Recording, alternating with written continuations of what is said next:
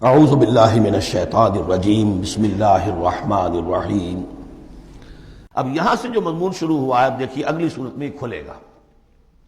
اگلی صورت میں دو جوڑے آ رہے ہیں صرف، واللیل اذا یغشا، قسم ہے رات کی جبکہ وہ ڈھانپ لیتی ہے، والنہار اذا تجلی، قسم ہے دن کی جبکہ وہ روشن ہو جاتا ہے۔ یہ ہمارے خارج میں آفاق کے اندر دن اور رات۔ وما خلق الذکر والانثی، ہمارے انفس میں، ہمارے اندر کوئی مذکر ہے، کوئی مؤنث ہے، کوئی مرد ہے، کوئی عورت ہے۔ یہ جو تضادات بظاہر نظر آتے ہیں حقیقت میں تضادات نہیں ہیں، ان دونوں کے مل کے ہی در حقیقت فطرت اپنے مقاصد کی تکمیل کر رہی ہے۔ دن اور رات کے فرق سے ہی سارا نباتاتی نظام جو ہے یہ وہ سارا کا سارا اسی کے ساتھ وابستہ ہے، اسی سے اس کا ریسپریٹری سسٹم ہے، اسی سے یہ فوٹو سنتھسس اور سب کا یہ جو سولر انرجی ہے اس کا درختوں کی لکڑیوں میں آ کے سٹور ہو رہا ہے۔ یہ کیا ہو رہا ہے؟ یہ سارا کا سارا دن اور رات کے ساتھ ہے۔ اسی طریقے سے مرد اور عورت، اگر یہ فرق نہ ہو تو اولاد کیسے ہو، آگے نسل کیسے چلے؟ تو تضادات میں بھی توافق ہے یہاں، اگرچہ بعض چیزیں بظاہر متضاد ہیں لیکن ان میں توافق ہے۔ اللہ تعالیٰ نے اسی لیے پیدا کیا، لیکن ساتھ ہی یہ بتا دیا کہ جیسے یہ تضادات تمہیں نظر آ رہے ہیں واضح طور پر، دن اور رات، نر اور مادہ، ایسے ہی ان سعیکم لشتی، تمہاری جو سعی ہے، محنت ہے، بھاگ دوڑ ہے، وہ تو سب کر رہے ہیں۔ وہ تو کل ہم پڑھ چکے سورہ بلد میں، لقد خلقنا الانسان فی کبد، ہم نے تمام انسانوں کو مشقت میں پیدا کیا۔ مشقت انسان کا مقدر ہے، محنت کرنی ہے، جد و جہد کرنی ہے، معاشی جد و جہد ہے، اور بھی جو ہے پھر اولاد کا پالنا ہے۔ لا اقسم بہذا البلد وانت حل بہذا البلد، کسی کا کوئی نظریہ بھی بن گیا ہے، کوئی آئیڈیل بھی ہے، کسی آئیڈیالوجی کا ماننے والا ہے، اب اس پر اس کا بوجھ ہے کہ اس آئیڈیالوجی کو پروموٹ کرے، اس نظریے کو پھیلائے، اور پھر یہ کہ اس نظام کو قائم کرنے کے لیے تن من دھن لگائے۔ تو کتنے بوجھ ہیں انسانوں پر، پھر کتنے صدمے انسان اٹھاتا ہے۔ تو فرمایا کہ لا اقسم بہذا البلد وانت حل بہذا البلد ووالد وما ولد لقد خلقنا الانسان فی کبد۔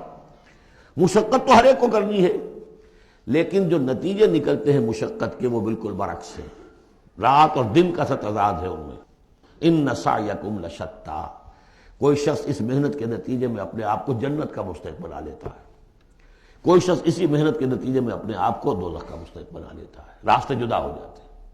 اس کی بڑی پیاری تشریح ایک حدیث میں آئی ہے، حضور نے فرمایا کل نفس یغدو، ہر جان جو ہے صبح جب ہوتی ہے ہر انسان کی، فبائع نفسہا، پھر یہ کہ وہ اپنے نفس کو بیچتا۔ اب کوئی دفتر جا رہا ہے اپنی صلاحیت بیچ رہا ہے، کوئی بیچارہ وہ چونکہ اور کچھ نہیں سیکھ سکا تھا، اینٹیں ڈھو رہا ہے، تعمیر کا جہاں ہو رہی ہے، کوئی کسی چلا رہا ہے، کوئی ہل چلا رہا ہے، کسی کی مشقت، کوئی اپنی جسمانی جو قوت ہے وہ بیچ رہا ہے، کوئی اپنی ذہنی صلاحیت، اپنی ایکسپرٹیز، ڈاکٹر ہے اس نے بڑی مشکل سے فن حاصل کیا ہے، وہ بیٹھ کے فیس لے رہا ہے، لیکن بیچ رہا ہے اپنے آپ کو، اپنا وقت بیچ رہا ہے۔ تو کل نفس یغدو فبائع نفسہ فموتقھا وموبقھا، دن بھر کی محنت کر کے شخص ایک وہ شخص ہے جس نے حلال کو پیش نظر رکھا، حرام سے بچا، جھوٹ نہیں بولا، کسی کو دھوکہ نہیں دیا، کسی کے ساتھ جو ہے بے ایمانی نہیں کی، وہ شام کو آئے گا تو مشقت تو اس نے بھی کی ہے لیکن یہ لے کر آئے گا اللہ کی رحمت۔ دوسرا شخص مشقت اس نے بھی کی ہے، کہیں کم تول دیا تھا، کہیں کم ماپ دیا تھا، کہیں جھوٹ بول دیا تھا، کہیں کسی کی حق تلفی کی تھی، کہیں کسی کی عزت نفس پر حملہ کر دیا تھا، وہ مشقت بھی کر کے آئے گا اور شام کو جہنم کی گٹھڑی لے کر آئے گا اپنے کندھے پر۔ یا وہ نفس کو جہنم سے آزاد کرا کے آیا شام کو، اور یا وہ شام کو جہنم کے عذاب کی ایک گٹھڑی لے آیا ہے۔ تو کل نفس یغدو فبائع نفسہ فموتقھا وموبقھا۔ اب وہ بات ہے، اب یہ اس اعتبار سے سمجھ لیجئے کہ میرے نزدیک قرآن مجید کی اہم ترین یہ صورت ہے۔ ایک راستہ ہے، اس کے تین اوصاف بیان کیے ہیں، اگر یہ تین اوصاف ہوں گے تو خیر کے راستے پر آدمی بڑھتا چلا جائے گا، اور اگر اس کے برعکس تین صلاحیتیں ہوں گی تو انسان گرتا چلا جائے گا، شر کی طرف جو ہے وہ اس کا قدم آگے سے آگے بڑھتا چلا جائے گا۔ پہلے تین اوصاف کون سے ہیں؟ واللیل اذا یغشا والنہار اذا تجلی وما خلق الذکر والانثی ان سعیکم لشتی فاما من اعطی واتقی وصدق بالحسنی، جس شخص میں عطا ہے، جود ہے، سخاوت ہے، کسی کو بھوکا دیکھے تو اگر ایک روٹی ہے تو اس کو بھی بانٹ کر کھا سکے. کسی کو تکلیف میں دیکھے تو اگر اس کے پاس کوئی ہے ایسی چیز جس سے کہ اس کی تکلیف و رفع کر سکتا ہو تو دریغ نہ کرے. یہ عطا ہے، جود، عطا، سخاوت. فاما من آتا، پہلی شرط یہ ہے، چونکہ ہم سورہ بلد میں بھی دیکھا ہے کہ وہ جو گھاٹی ہے جس سے گزرنا مشکل ہے، فلقتحم العقبہ، وہ کون سی گھاٹی تھی؟ فک رقبۃ او اطعام فی یوم ذی مسغبۃ یتیما ذا مقربۃ او مسکینا ذا متربہ ثم کان من الذین آمنوا وتواصوا بالصبر وتواصوا بالمرحمہ. اس گھاٹی کو عبور کر کے اگر اہل ایمان میں شامل ہوگا تو ابو بکر صدیق بنے گا، عمر فاروق بنے گا، عثمان غنی بنے گا. اور اس گھاٹی کو عبور کیے بغیر کسی وجہ سے اسلام لے آیا، عبداللہ ابن ابی بن جائے گا. اگرچہ اس نے بھی کلمہ پڑھا ہے، اس نے بھی کہا ہے اشہد ان لا الہ الا اللہ واشہد ان محمد رسول اللہ، اور وہی کلمہ پڑھا ہے ابو بکر نے اور عمر نے اور عثمان نے اور علی رضی اللہ تعالیٰ عنہ. لیکن فرق کیا ہے؟ یہ زمین کچھ اور تھی جس میں بیج پڑا ہے، وہ زمین کچھ اور تھی جس میں بیج پڑا ہے. وہ زمین میں ہل چل چکا تھا. تو فرمایا کہ پہلی شے کیا ہے، اور یہ آیت ہم پڑھ چکے ہیں، چوتھے پارے کی پہلی آیت، لن تنالوا البر حتى تنفقوا مما تحبون. تم نیکی کے مقام تک رسائی حاصل نہیں کر سکتے جب تک کہ خرچ نہ کر سکو اللہ کے لیے اور اللہ کی مخلوق کے لیے، اور وہ چیز کہ جو تمہیں پسند ہو. یہ نہیں کہ جو اذکار رفتہ ہو گئی، بیکار ہو گئی، پرانی ہو گئی، دل سے اتر گئی، وہ دے دیا اور پھر سمجھا کہ ہم نے حاتم طائی کی قبر کو لات مار دی ہے. یہ نہیں.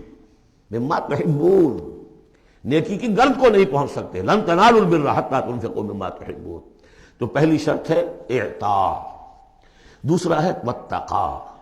واتقا کیا ہے؟ وہی اخلاقی حس جو ہے وہ اگر بیدار ہے، نتیجہ کیا نکلے گا کہ وہ پھر نیکی کرنا چاہے گا، بدی سے بچے گا. وہی فَأَلْهَمَهَا فُجُورَهَا وَتَقْوَاهَا. اگر یہ حس مر نہیں گئی ہے، یہ دفن نہیں ہو گئی ہے، اس کے اوپر حوث جو ہے اس کا غلبہ نہیں ہو گیا ہے، کوئی اور غلط جو ہے انسان کا رجحان اس نے اسے دبا کر نہیں رکھ دیا ہے، تو تقا اس کے اندر ہوگا. میں کسی کا دل نہ دکھا دوں، میں کسی کا حق نہ مار لوں. اس کے اندر ایک احساس ذمہ داری جو ہے وہ موجود رہے گا. اور تیسری شرط وصدق بالحسنى، جو بھی اچھی بات اس کے سامنے رکھی جائے اور اس کا دل گواہی دے دے کہ ہاں بات ٹھیک ہے، فوراً قبول کرے، تصدیق کرے. اس وقت یہ نہ کرے کہ یہ میں اگر مان لوں گا تو فلاں چیز چھوڑنی پڑ جائے گی، یہ اگر مان لوں گا تو فلاں کام کرنا پڑ جائے گا، یہ اگر مان لوں گا تو فلاں شخص ناراض ہو جائے گا، یہ اگر مان لوں گا تو مجھے یہ نقصان ہو جائے گا. اگر یہ سوچ کر رک گیا تو فیل ہو جائے گا. بلکہ یہ کہ جب دل نے گواہی دے دی کہ ہاں ٹھیک ہے، حق ہے، صحیح ہے، فوراً کہو دیکھیے جی آپ کی یہ بات، یعنی اس کو سمجھیے پریکٹیکلی. اگر آپ کسی بحثی میں بھی مبتلا ہو گئی کسی کے ساتھ، اور پھر یہ ہے کہ آپ نے کسی وقت محسوس بھی کر لیا کہ پلڑا اس کا بھاری ہے، بات اس کی صحیح ہے، لیکن ایک یہ کہ اڑے ہوئے، اب کیسے مان لوں میں کہ میں ہار گیا. ایک یہ کہ شخص کہ ٹھیک ہے صاحب آپ کی یہ بات مجھے بالکل دل کو لگی ہے، ٹھیک ہے، ابھی اور غور کریں گے، سوچیں گے، چلیں گے آگے اور اس مسئلے، لیکن یہ بات آپ کی ٹھیک ہے. اس سے انسان کے اندر جو ہے پھر وہ ہم آہنگی پیدا ہوتی ہے، بات آگے بڑھتی ہے. لیکن یہاں سمجھ لیجیے کہ بنیادی طور پر یہ تین اوصاف ہیں.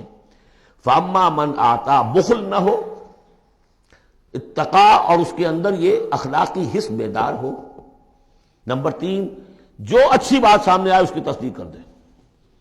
فَسَنُيَسِّرُهُ لِلْيُسْرَىٰ، تو ہوتے ہوتے ہم آسانی سے، اب یہ لفظ بھی آ چکا تھا سورہ علق میں، وَنُيَسِّرُكَ لِلْيُسْرَىٰ، میں نے کہا تھا اس لفظ کو یہاں نوٹ کر لیجئے اور یہیں سے یہ بات آگے کھلے گی.